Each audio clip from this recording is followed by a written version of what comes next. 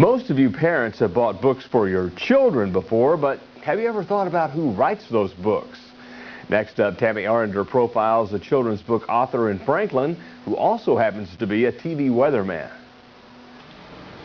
Tim Ross is a unique individual. He spends most of his afternoons and evenings here in the Weather Center preparing maps for his evening broadcast. He's the weather forecaster for Fox News at 9 in Nashville. But what many folks don't know is this witty weatherman loves to take his vivacious personality into elementary schools, all to share his love for writing. These second and third graders at Hunters Bend Elementary in Franklin have no idea what they're in for today. Weatherman Tim Ross is fast becoming a famous children's author. But before he shares his literary genius, he shares a little bit about his childhood. You know what my principal told me one day? He says, Tim Ross, boy, he stuck his finger out and about shook my nose, you know. Says, Tim Ross, you're never going to make a good living goofing off and talking too much. And you know what? I'm on TV every night goofing off and talking too much and making a good living. It's great. Tim also loves to talk about his bloopers. The kids can't help but laugh when he tells the story of his pants splitting on live television. There's the back of my pants. Thank goodness for double stitching.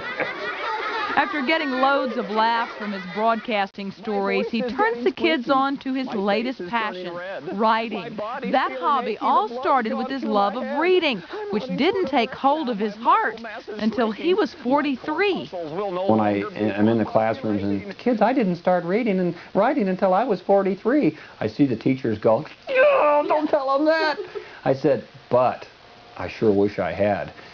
Tim's love for reading opened a whole new world for him. He then learned he liked to write poetry. Funny, silly poetry.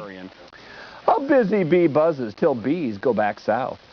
A busy bee buzzes ne'er using his mouth. A busy bee buzzes, but I really wonder how a busy bee buzzes his busy bee buzzer.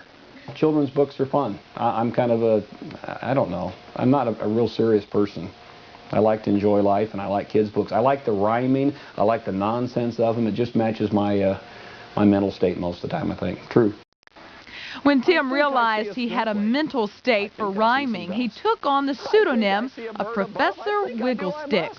He's written hundreds of little poems, but now he's written his biggest project to date, which is on bookstore shelves all over the country.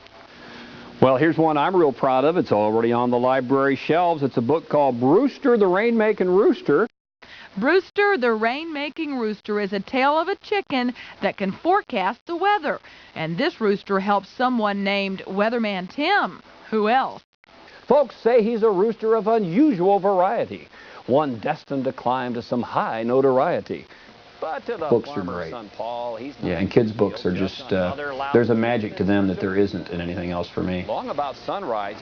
There's another element to Tim's story. He may write the words to his poetry, but what about the pictures that go with them? Tim's brother, Scott, is the illustrator, and this is how they do their collaborating, by computer. Really, my process here is I will write things and then I'll send them to him, especially when I'm doing poetry things, shorter things. I'll write little lines and send them to him, and then he'll develop graphics to go with them. Scott is on a computer in Tampa, Florida, while Tim is on his in Franklin, Tennessee. The two go back and forth through a high-speed cable modem. Tim only sends the lyrics, no ideas for what he has pictured for his characters. That's strictly up to Scott. Tim is already working on his next 5 books by Professor Wigglesticks, and Scott has sent the artwork. Now Tim knows what his characters like Bruce the Goose or Bucky the Beaver look like. The brothers have total respect for one another.